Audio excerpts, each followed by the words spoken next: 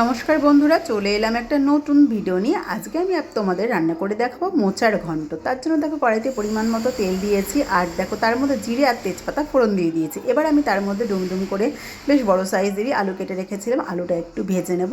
আলুটা একটু ভাজা ভাজা হয়ে গেলে এর মধ্যে এই দিয়ে দেবো লবণ আর হলুদ। আলু ভাজার সময় কিন্তু লবণ হলুদটা দিলে খুব ভালো, আলুর মধ্যে নুনটা ঢোকে, তার জন্য কিন্তু সবসময় আলু ভাজা আবার যে কোনো ভাজার সময় নুনটা দিতে হয়, তাহলে নুনটা ভালো ঢোকে বলে। এবার দেখো আমি চিংড়ি মাছটা দিয়ে দিলাম। আমি কিন্তু কাঁচা চিংড়ি মাছটা আলুর মধ্যে দিয়ে দিলাম, চিংড়ি মাছটা কিন্তু আলাদা করে ভাজিনি। একবার এইভাবে আমার রেসিপিটা ট্রাই করো বন্ধুরা, আর অতি অবশ্যই আমাকে কমেন্টে জানিও তোমাদের কীরকম লাগলো। এইরকম মোচার ঘন্ট জাস্ট কিন্তু খেতে দারুণ লাগে বন্ধুরা।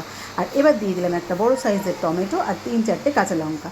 বেশ ভালো করে কাঁচা লঙ্কা টমেটোটা নাড়ার পরে এর মধ্যে আমি দিলাম 2 চামচ জিরের গুঁড়ো। আমি আজকে মোচার ঘন্টের মধ্যে আদা বা অন্য কোনো মশলা দেবই না, একদম এই জিরে এর গুঁড়ো দিয়েই করে ফেলবো ও মোচার ঘন্ট। আর চিংড়ি মাছ দিলে অন্য কিছু দিতেই লাগে না বন্ধু, চিংড়ি মাছের স্বাদেই কিন্তু খাওয়া হয়ে যায়। আর এইভাবে যদি তোমরা কাঁচা চিংড়ি মাছ দাও তাহলে দেখবে স্বাদটা আরও দ্বিগুণ হয়ে যাচ্ছে। এবার আগে থেকে সেদ্ধ করে রাখা মোচাগুলো আমি দিয়ে দিলাম কড়াইয়ের মধ্যে, আর বেশ করে এবার নাড়াচাড়া করে নিলাম। আর বন্ধুরা, মোচা কাটতে কিন্তু তোমাদের দাদাভাই এক্সপার্ট, আর আমি যখনই মোচা রান্না করি তোমাদের দাদাভাই কিন্তু আমার মোচা কেটে আমাকে হেল্প করে দেয়।